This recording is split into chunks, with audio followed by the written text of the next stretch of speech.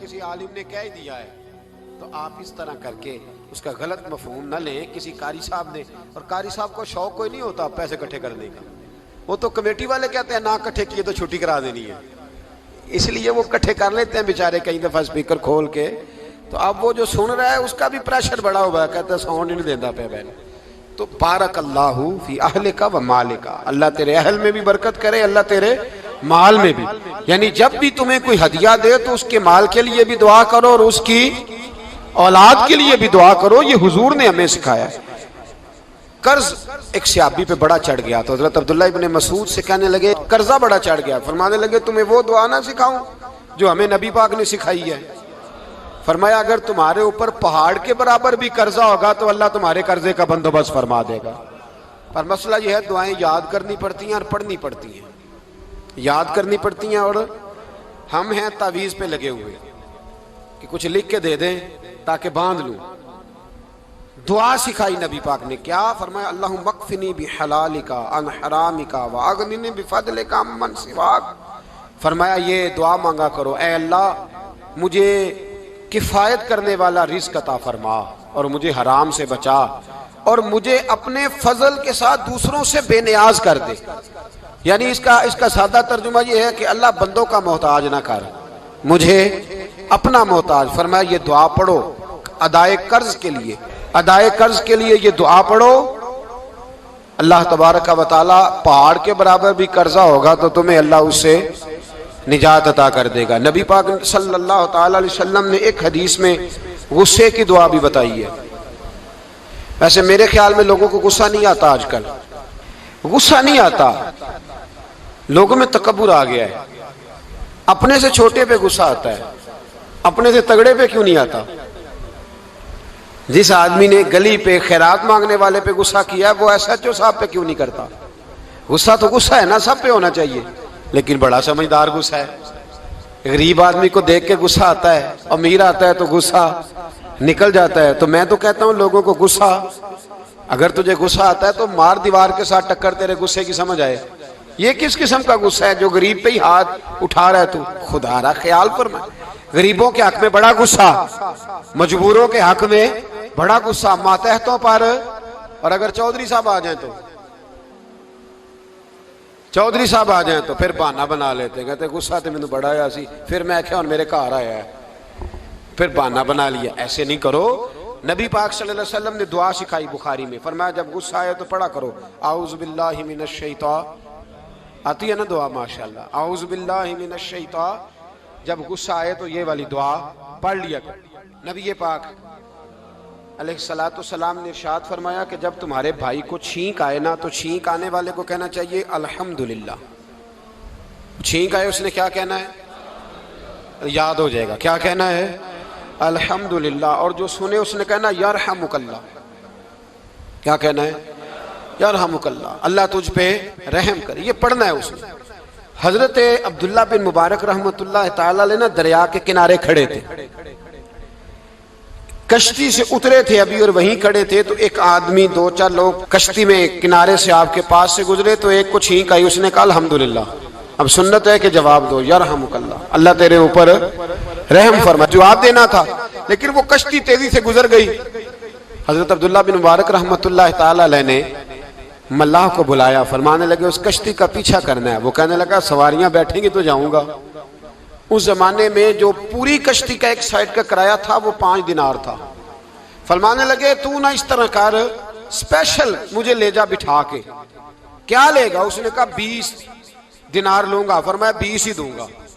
اس کشتی کا پیچھا کیا اور جس آدمی کو چھینک آئی تھی نا اس سے جا کے یرحمک اللہ کہا.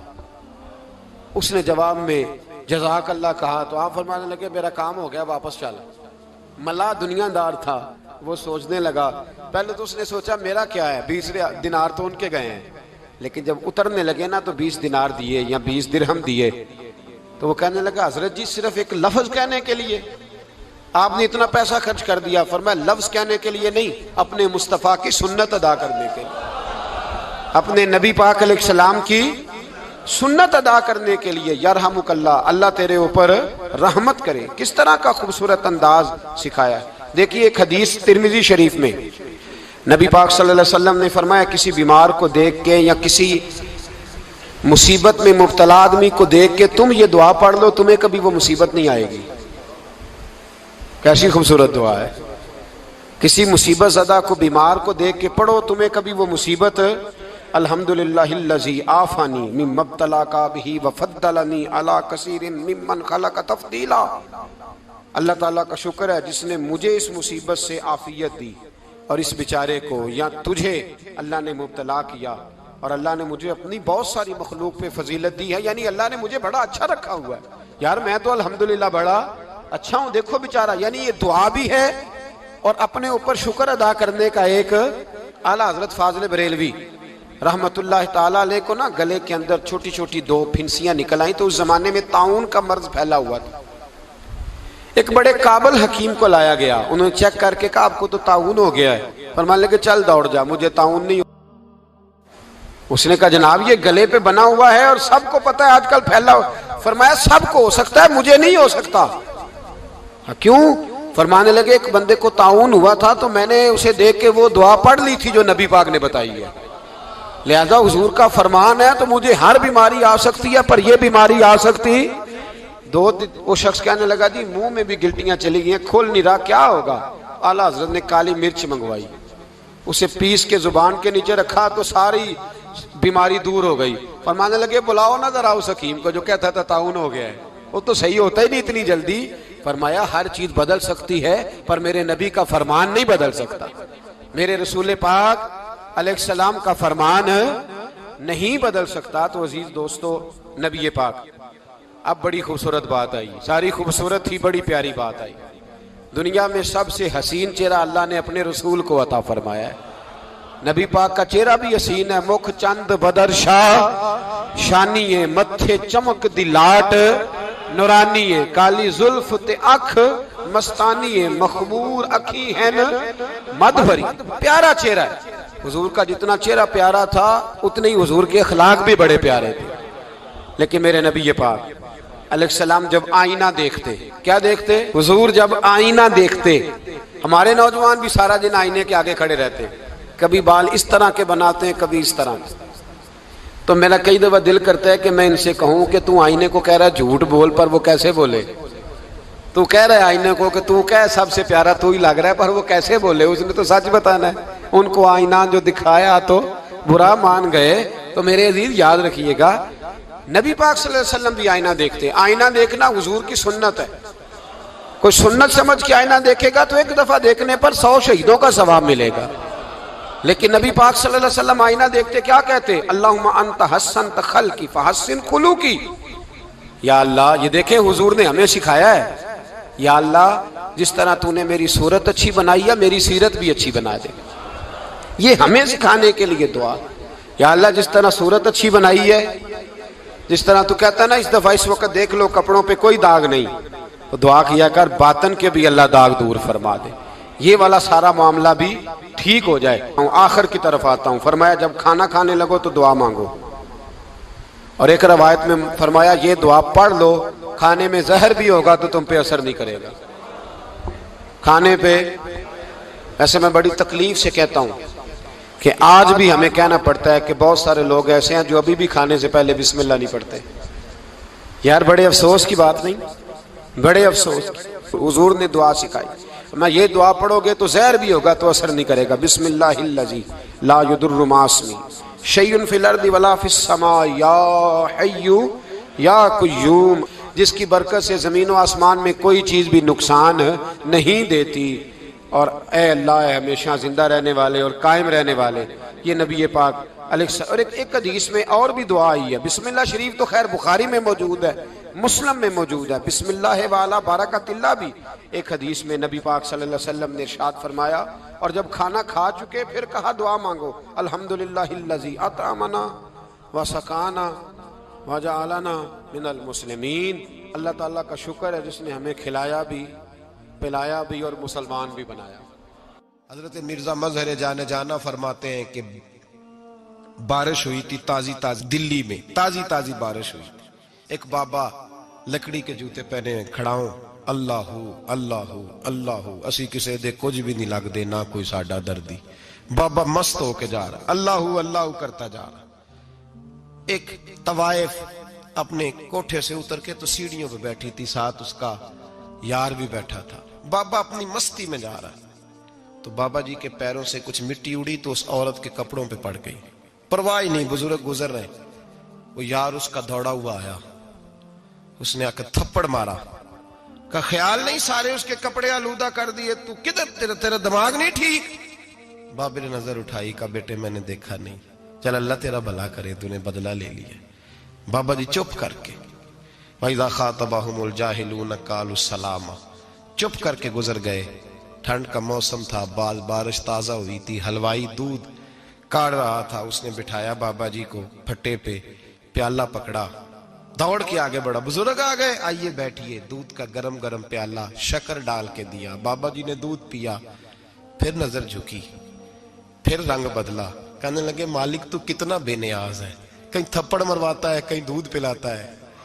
تیری بے نیازی ہے نا، ادھر تھپڑ مروایا، یہاں دودھ پلایا، تو ہی جانتا ہے تیرے رنگ کیا ہے. ابھی بابا وہیں بیٹھا تھا، دوڑے آئے پیچھے سے لوگ، شور ہوا. بابے کو دبوچ کے وہاں لے گئے جہاں اس نوجوان نے تھپڑ مارا تھا. کہا تو اللہ کا بندہ ہے، اللہ کے بندے بد دعا تو نہیں دیتے. ہوا کیا؟ کہا تو نے بد دعا دی ہے؟ کہا نہیں دی، بات بتاؤ. کہنے لگے اس نے تجھے تھپڑ مارا ہے، چھت پہ چڑھا ہے، پیر پھسلا ہے، گردن کے بل گرا ہے، منکا ٹوٹ گیا، مر گیا ہے، تو نے بد دعا دی ہے. بابا جی کہنے لگے یار میں نے تو دوسرا لفظ بھی نہیں کہا، بھلا ہو کہہ کے گزرا ہوں، میں نے نہیں بد دعا دی. کہا تو نے دی ہے تبھی تو مر گیا. کہا نہیں دی.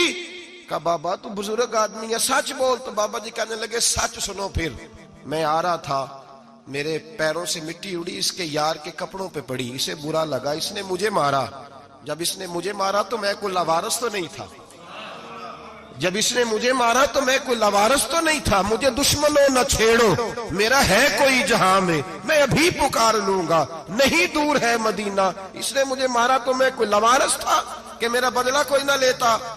اس نے مجھے مارا ہے تو میرے یار کو برا لگا ہے تو اس نے اسے مار دیا ہے، میری تو غلطی کوئی نہیں. یاروں کا جھگڑا ہے، یہ تو دوستوں کا جھگڑا ہے، یہ تو یاروں کا جھگڑا ہے، کوئی غلطی نہیں میری، کوئی غلطی نہیں. خش خش جنہ قدر نہیں میرا، اے میرے صاحب نو وڈیائیاں، میں تے گلیاں دا روڑا کوڑا، میں گلیاں دا روڑا کوڑا. میں نو محل چڑھایا ہے سائیاں، میں نو محل چڑھایا ہے سائیاں. فرمایا اس نے مجھے لاوارث سمجھا تھا کہ تھپڑ مار کے گزر جائے، میرا کو پوچھے گا ہی نہیں. میرے رسول پاک علیہ السلام کے بارے میں رب فرماتا ہے ابھی میں تو تیرے ہوتے ہوئے کافر کو سزا نہیں دیتا کہ تو موجود ہے. یاد رکھیں حضرت فضیل بن عیاض فرماتے ہیں ایک جوان تھا، مسجد میں آیا، لوگوں سے کہنے لگا روٹی کھلاؤ. کسی نے توجہ نہ کی. اس نے کہا میں رب بتانے والا ہوں، میری طرف دیکھو تو صحیح. کسی شخص نے خیال ہی نہ کیا. پھر اس نے کہا یار تھوڑا سوچو. نمازیوں سے کہا، اہل علاقہ سے کہا، انہوں نے کہا تیری طرح کے بڑے درویش دیکھیں. مسجد کے محراب میں وہ رب کریم کا بندہ انتقال کر گیا. جب فوت ہو گیا نا، لوگوں کا مزاج ہے بیمار کو دوائی نہیں دیتے، جنازے پہ وقت پہ پہنچ جاتے. جب کوئی گر رہا ہوتا ہے تو سہارا کوئی نہیں دیتا، جب کوئی گر جاتا ہے ٹانگ ٹوٹ جاتی ہے تو تیمارداری کو زمانہ پہنچ جاتا ہے. اور بزرگ وہ نوجوان اللہ کا نیک بندہ مسجد کے محراب میں فوت ہو گیا. حضرت فضیل ابن عیاض کہتے ہیں امام صاحب نے اعلان کیا چندہ دو، کوئی لاوارث فوت ہو گیا، کفن دینا. چندہ کٹھا ہوا، کفن خریدا، جنازہ پڑا. عشاء کے بعد دفن کر کے آئے.